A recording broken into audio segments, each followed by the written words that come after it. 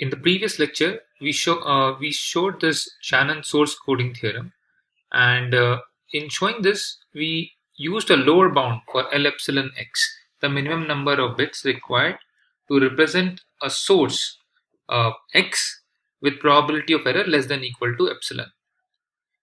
In deriving that lower bound, we use Fano's inequality. Fano's inequality in turn can be derived using data processing inequality. Okay, that's at least one of the proofs that we provided.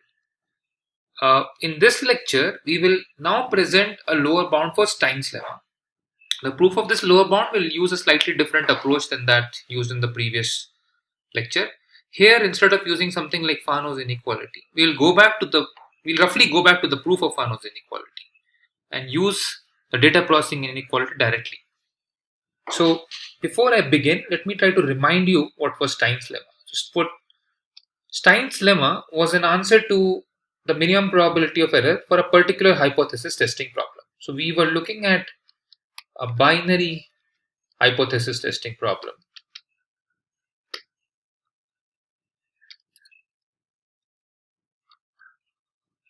Okay.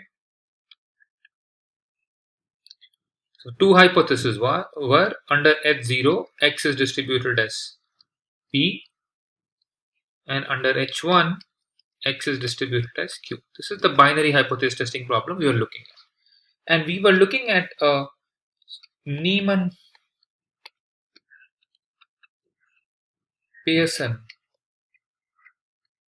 formulation where we were looking for tests. So looking for test T which look at the alphabet X and give out the output as hypothesis 0 or hypothesis 1. And in this formulation, we consider both kind of probabilities of error. So the probability of error of type 1 error probability, and this is also called the probability of missed detection.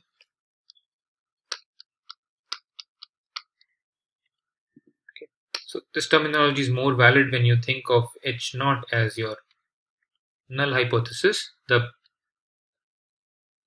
normal operation hypothesis, and this is the alternative, which is maybe sort of an alarm. Okay, so just a typical example to keep in mind. Perhaps you can think of an application radar. H0 is a missile not present, and H1 is a missile present. So there's a false alarm.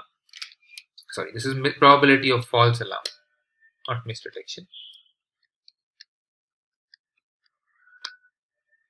False alarm, and this is given by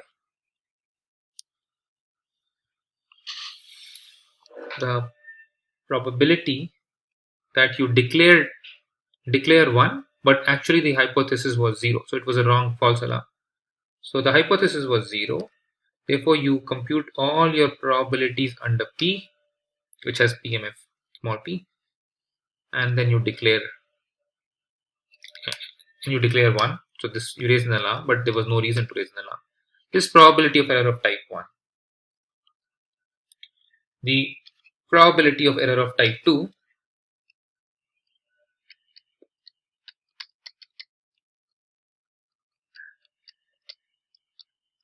which is also called the probability of missed detection. This is a more severe error when you should have raised alarm because H1 is true, but you actually didn't detect the event. Okay, this is defined as this is given by this formula here. And what we had seen, so what the quantity that we had defined earlier. So the quantity that we had defined earlier was this quantity put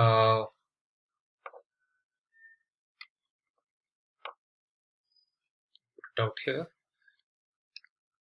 beta epsilon PQ was defined as the minimum probability of error of type 2.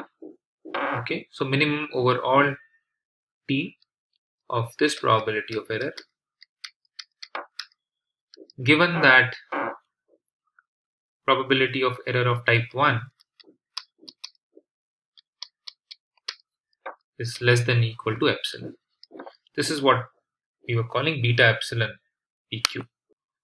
In fact, you can just view this beta epsilon PQ also as some kind of distance between P and Q. This behaves very similar to divergence. So here is some simple property I can observe about it. Beta epsilon PQ satisfies, so if you think of it as some kind of distance, let's check if it satisfies the data processing inequality. Indeed it does. Satisfies the data processing inequality. Okay, so this mathematical quantity satisfies data processing inequality. How do you show that? Well,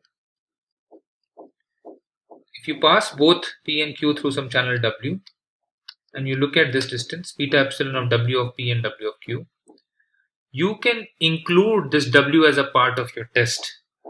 Okay, any test which is valid by looking at W of P and W of Q can also be constructed from PQ by just first passing your observation through W. So operationally, actually this beta epsilon PQ is not the right candidate for distance. The right candidate for distance, so that it satisfies data processing inequality, is something similar to beta epsilon PQ. Okay, it's minus log of beta epsilon PQ. Yeah. Don't ask me currently why I have taken a minus log. Actually, some of you may already guess why I have taken a minus log here. But this is the one which is the right proxy for a distance. Okay, let me highlight it in a different color. So this minus log beta epsilon PQ, it's the exponent of the error. This is the right proxy for distance. So if you look at beta epsilon PQ, whatever test you can construct from W of P, W of Q can also be constructed from the original PQ by first passing it through W. Therefore, the best probability of error for PQ can only be better because you can always pass the observations through W and construct this test which achieves this. So this can only be better. And this implies that minus log beta epsilon W of P, W of Q is less than equal to minus log beta epsilon PQ. So beta epsilon PQ minus log of that satisfies data processing inequality. And this is some important observation. So if we wanted, we could have made our theory, whatever we are getting out of Kullback-Leibler divergence and total variation distance, we could have made a similar theory out of beta epsilon PQ, a minus log beta epsilon PQ. Okay, that can be done. But in fact, this minus log beta epsilon PQ is not too different from Kullback-Leibler divergence. Okay, in exact expression itself, and therefore it's perhaps not surprising that it satisfies this data processing inequality. Indeed, what we saw earlier, so we saw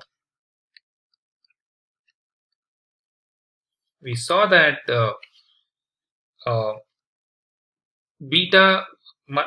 So we gave a scheme for this beta epsilon PQ. Okay, we gave a scheme that attains roughly dpq. Okay, specifically what we saw was that minus log beta epsilon PQ is at least, let me use my new yellow color, minus log beta epsilon PQ is at least as large as the best lambda, the highest lambda that you can find. This is the exponent of the probability of error. So probability of error will look like e to the power minus this. The highest exponent lambda that you can find, such that probability and the P, there are two distributions P and Q here, the probability and the P, that the log likelihood ratio px by qx is more than lambda, this probability exceeds 1 minus epsilon. Okay, so this is written very mathematically, but this is a very heuristic scheme. So look at the log likelihood ratio of p versus q. Okay, and you accept p if p versus q log likelihood ratio is more than lambda and q otherwise. Suppose that the probability of this set, the set where you accept, this set can be thought of as the acceptance for the null hypothesis, acceptance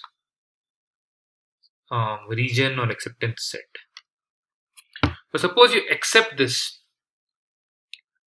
for acceptance set for the null hypothesis, which is h naught. Okay, suppose you accept h naught whenever log likelihood ratio exceeds lambda, and suppose that under p this acceptance set has probability more than 1 minus epsilon. So look at the lambda, the largest lambda, such that this probability is greater than 1 minus epsilon. Note that as you increase lambda, this probability decreases. Okay, so the largest lambda where you can cross this can be found. One way to visualize this set is as follows. So you look at the distribution of log likelihood ratio, log px by qx. Look at the distribution of this guy under p. This is the random variable x, because x is random. Look at the distribution under p. It looks like this. Okay, this mod that I'm plotting here is hopefully the expected value of this guy under p, because I'm looking at distribution under p. And this guy here, okay, is the point where the mass on the right side is less than epsilon, this part here. Okay, so this point is my lambda that I'm looking for. Probability that you probability that you exceed lambda with large probability. I want it to be large probability. So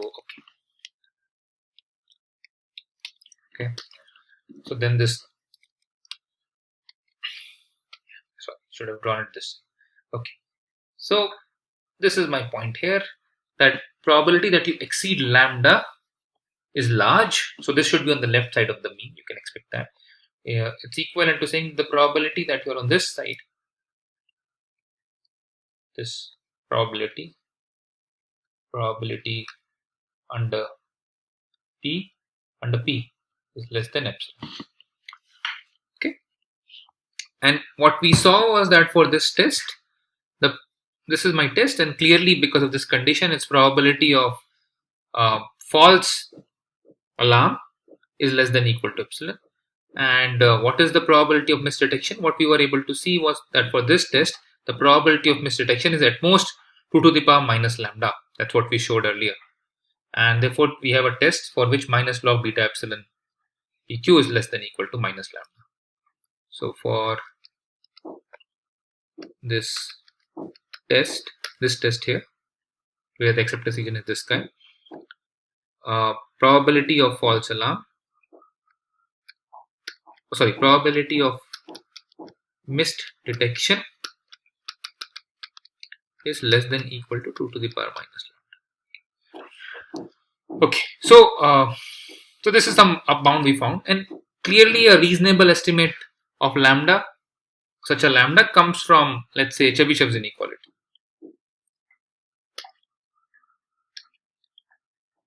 So by Chebyshev's inequality minus log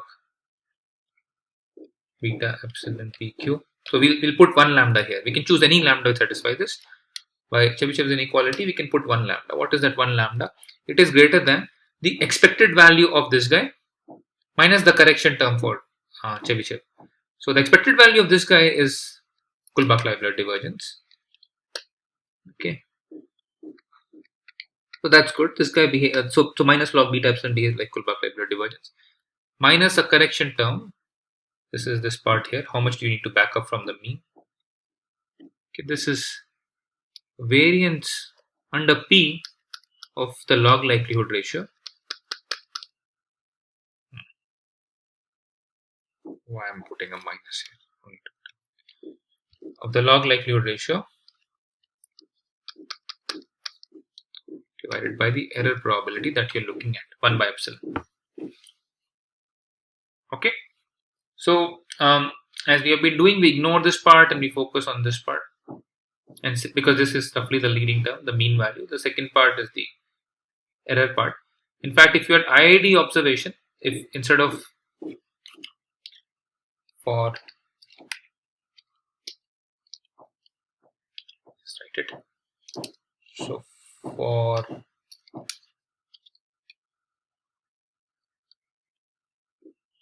IID observations,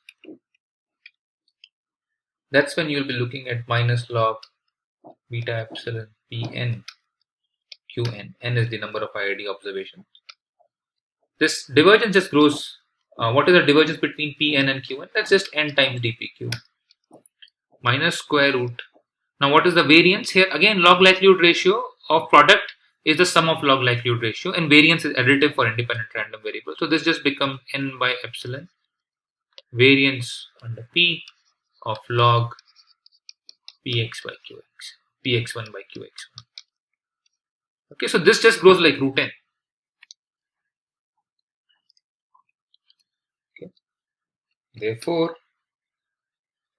let's do in spirit of Shannon's formulation, we take limit and formulate a limiting question. Limit n going to infinity 1 by n log. So what for large n? If you have large number of observation, how does this error go to 0? That's what we are formulating now. This guy is at least dpq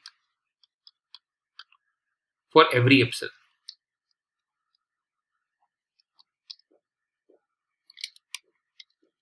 For every epsilon that belongs to the set. Actually, not 0. Okay, 0, this bound will blow up. You can't choose epsilon to be 0, which is also reasonable. The 0 error problems are very different. Okay, so we got a bound. In fact, we had a single shot bound. This kind of thing is called can be called a single shot bound. Single shot bound, and this is the asymptotic evaluation of the same single shot bound.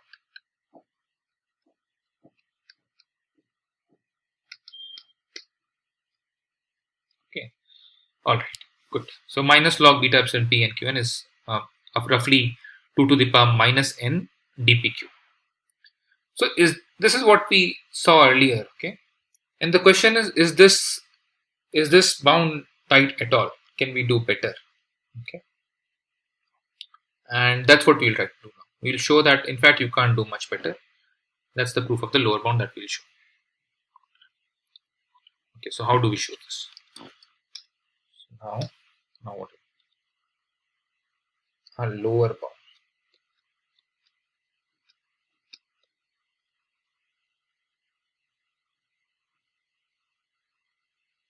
So yeah, so let's try to show a lower bound now. So this lower bound, we will basically use data processing inequality.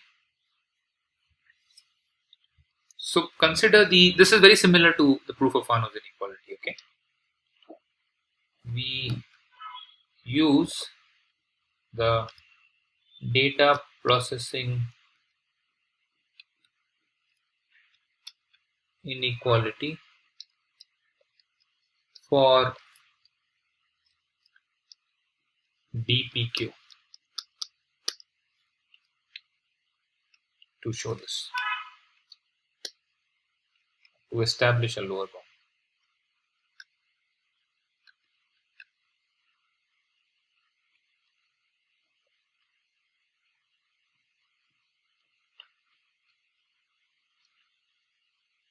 Okay, so how do you do this? So we consider a test. Consider any test. Consider a test t from x to 0, 1 such that summation over x dx t of, this is the probability of false alarm, is less than equal to epsilon. So for this test, if you look at the divergence between the output of the test under P and the output of the test under Q,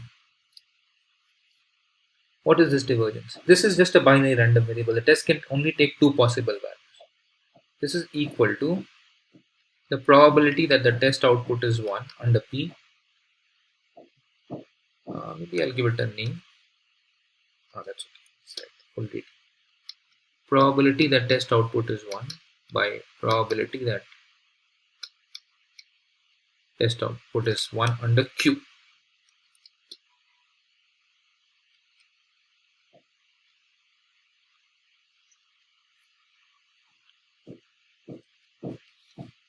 Plus probability that test output is 0 under P, probability log of probability that test output is 0 under P by probability that test output is 0 under Q. This is the same as probability that test output is 1 log 1 by probability that test output is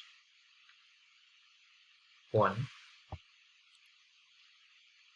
plus probability that test output is 0 under P log of 1 by probability that test output is 0 under Q minus the binary entropy of this guy. Now this guy here is binary entropy, therefore less than equal to 1. So we'll use a simple form. Also this guy here,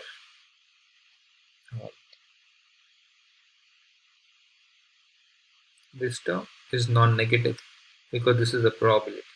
So we can also drop it. So when you do that, drop this term and bound this by 1. What you get is this is greater than equal to probability that test output is 0 under P log of 1 by probability that test output is 0 under Q minus 1. So what is this guy? This guy must have probability greater than equal to 1 minus epsilon. Why? Because of this condition here. Look at this condition here on T. This is my condition hash. So this guy now is greater than 1 minus epsilon times log of, so y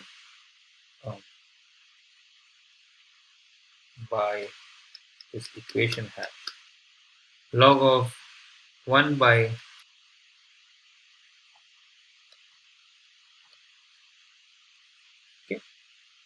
but this is exactly the probability of false alarm.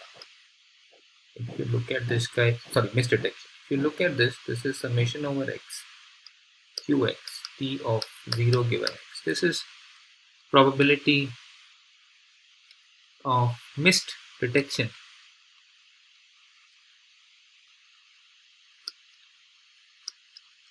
Okay, so what we have shown is that this the exponent of probability of misdetection can be bounded in terms of this guy. So what have we shown? Implies minus log of 0, this is the probability of misdetection, is less than equal to d this divergence between two binary distributions plus 1 by 1 minus epsilon.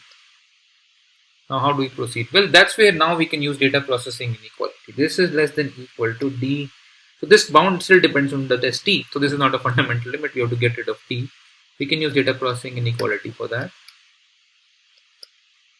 Why? By the data processing inequality.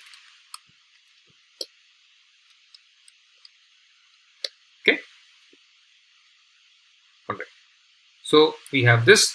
This holds for every test t. Therefore, it also holds for the optimal test, and therefore minus log beta epsilon pq cannot be arbitrarily large if p and q are closed. This can be at most dpq plus 1 by 1 minus epsilon. So that's the sort of lower bound or the converse bound we are looking for. So this is the lower bound on beta epsilon pq. Okay, sometimes this bound is called converse bound, and the previous bound, the scheme here, this one. This is a scheme, so this one can be called achievability bound. This is not a word, achievability. It's a word used in, I think, only in information theory.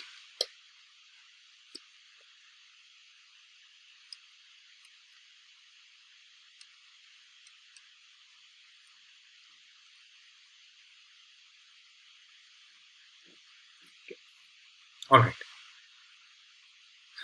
Once again, this is single shot. Okay. So this is single shot, and asymptotically, what we can do is we can do that again. So for IID observations, minus log beta epsilon en qn is less than equal to n times dpq, because that's what dpn qn is n times dpq, because divergence is additive, 1 minus epsilon. So if you divide by n and take this limit,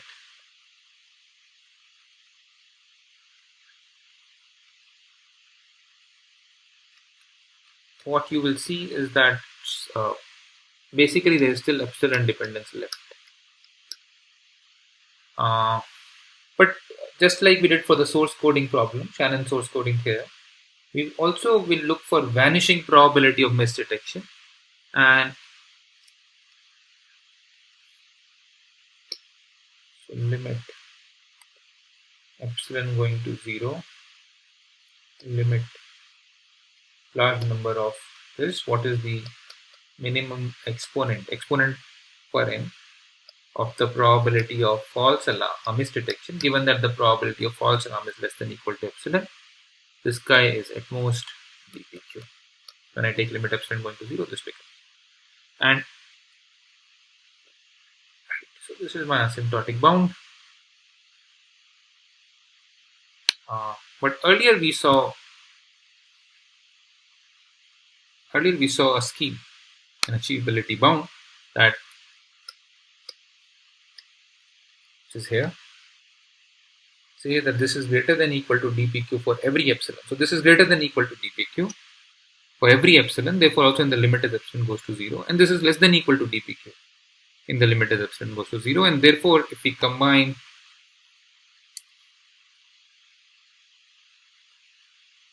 this guy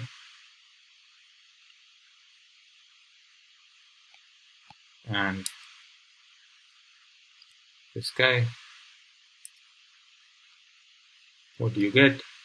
You get limit epsilon going to 0,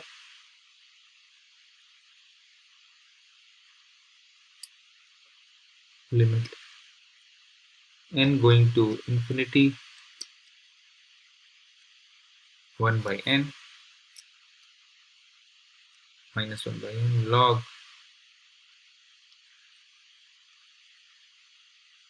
beta epsilon pn qn is exactly equal to dpq. Okay, so that's what we get. So this result here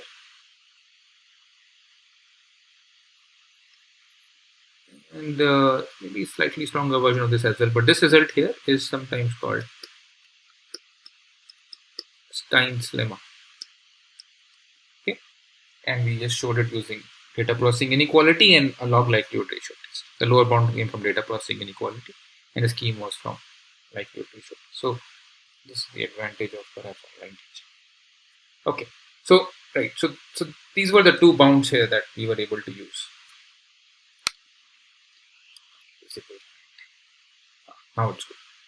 So these are the two bounds that we were able to do. The lower bound on the exponent, which came from log likelihood ratio test, and the upper bound, which came from data processing inequality. And so what it's saying is that beta epsilon Pn Qn is roughly 2 to the power minus n dpq, at least for small epsilon and a large n. Okay, and there's a particular order in which I was taking the limit. You can't fish this order. That will not give this answer. Alright, okay. That's what I want to say in this lecture. In the next lecture, we will derive lower bound for another problem, namely that of random number generation, randomness generation. Okay, so see you in the next lecture.